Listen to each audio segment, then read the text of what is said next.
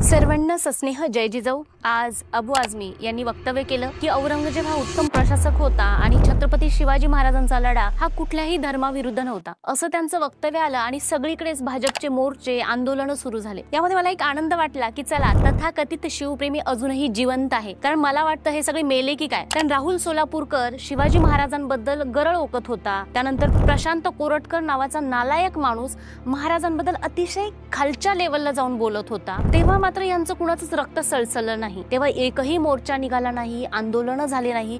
पण औरंगजेबाचं नाव निघालं की निघालं हे सगळे तथाकथित शिवभक्त रस्त्यावर उतरले। म्हणजेच महाराजांबद्दल प्रेम व्यक्त करण्यासाठी कुणीतरी औरंगजेबाबद्दल बोललं पाहिजे, औरंगजेबाची स्तुती केली की आमचं महाराजांबद्दल प्रेम जे काही आहे ते उतू जायला लागतं। महाराजांना शिव्या घाला, त्यांचं चरित्र भ्रष्ट करा, त्यांच्याबद्दल अपशब्द बोला, काही फरक पडत नाही। कारण महाराजांच्या नावावर गब्बर झालेले अनेक जे काही राजकारणी आहेत ना, त्यांनी महाराजांचा उपयोग करून घेतलाय आणि आजही अशा औलादी महाराजांच्या नावानं आपली राजकीय पोळी भाजत आहे। म्हणून काय होतं की कुणीतरी महाराजांबद्दल बोललं की फरक पडत नाही, मात्र औरंगजेबाबद्दल बोललं की महाराजांबद्दल आपलं प्रेम उफाळून येत। आजकाल एक नवीन ट्रेंड आलेला आहे, महापुरुषांबद्दल अपशब्द उद्गारायचे, सोशल मीडियावर ते व्हायरल करायचे, जेणेकरून चांगली प्रसिद्धी मिळाली की मग मात्र पुन्हा सोशल मीडियावर माफी मागायची। कारण हे सगळ्यांना माहीत होऊन गेलेलं आहे। आजपर्यंत अनेक जण होऊन गेले ज्यांनी महाराजांबद्दल अपशब्द बोलले, आंदोलन होतात, मोर्चे होतात, निदर्शन होतात, मात्र शिक्षा कुणालाच झालेली नाही,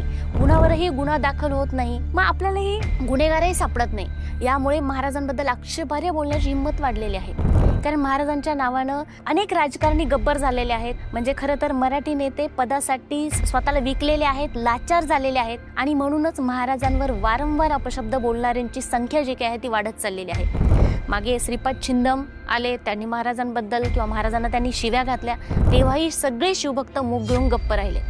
भगतसिंग कोश्यारी त्यांनी तर अक्षरशः हद्दच केलेली होती, वारंवार छत्रपतींचा अपमान करत होते, तुमच्या छत्रपतीनं कोण विचारतंय म्हणून असं त्यांनी भर सभेत बोलले होते, तेव्हाही आमचे सगळे गप्प राहिले। सुधांशु द्विवेदी आले, तेही बरळले असंच काहीतरी महाराजांबद्दल, तेव्हाही सगळे गप्प राहिले। काल राहुल सोलापूरकर नावाचा जो माणूस आहे तो म्हणाला की महाराज आग्र्यावरनं चक्क लाच देऊन सुटले होते, औरंगजेबाला आणि त्याच्या पत्नीला महाराजांनी लाच दिली होती। एका पॉडकास्टवर ते बोलत होते, हिरकणी वगैरे काहीच घडलेलं नाही, ते सगळे तथाकथित प्रकरण आहे असं म्हणून अगदी साधा म्हणजे अतिशय शून्य कर्तृत्व असलेला साधा एक अभिनेता, छाटछूट माणूस महाराजांच्या पराक्रमावर शंका घेतो, महाराजांना बदनाम करतो। त्या राहुल सोलापूरकरचा या विचारधारेकडनं निषेध होत नाही।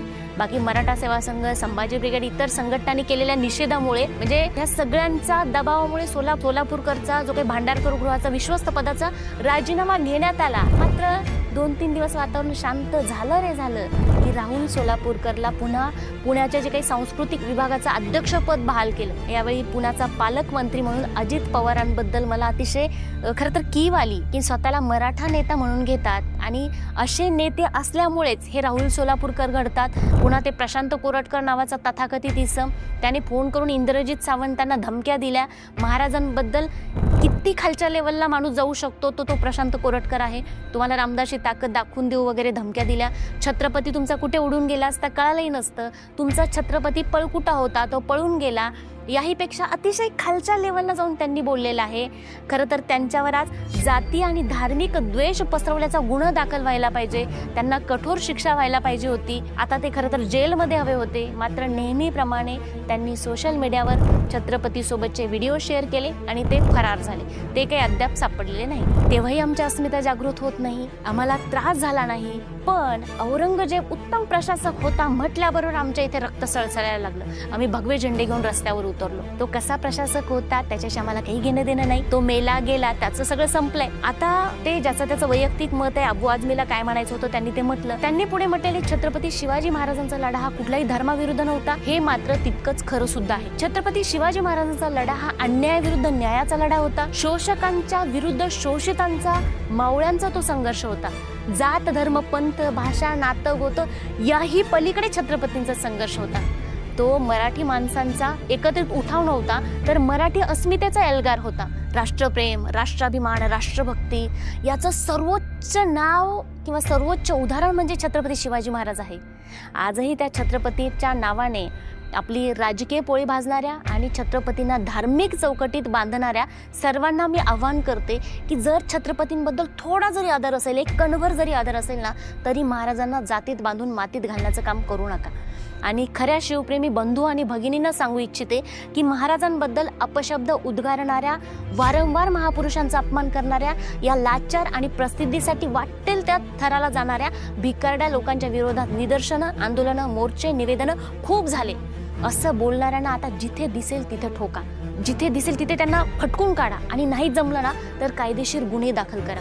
प्रत्येक शहरातून जेव्हा हजारो गुन्हे दाखल झाल्यानंतर या सरकारला जनाच्या लाजकाजं का होईना याची दखल घ्यावी लागेल आणि एखाद्याला जरी कायदेशीर शिक्षा मिळाली, कठोर शिक्षा मिळाली तर असं बरळण्याचं पातक परत कुणीच करणार नाही.